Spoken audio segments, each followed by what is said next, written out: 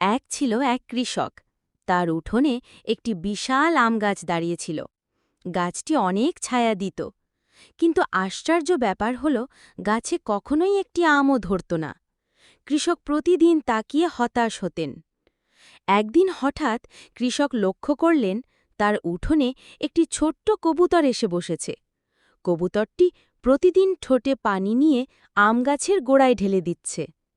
প্রথমে কৃষক ভেবেছিলেন এটা কি করছে, কিন্তু দিন যেতে বুঝলেন কবুতরটি ভালোবাসা দিয়ে আম গাছকে বাঁচিয়ে তুলছে।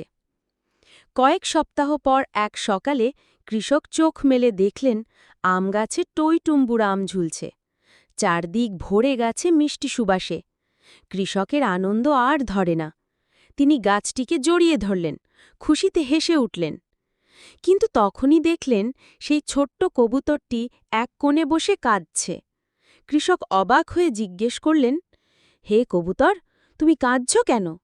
এই গাছের ফল তো তোমারই উপহার। কবুতর আস্তে বলল, আমি এত কষ্ট করে পানি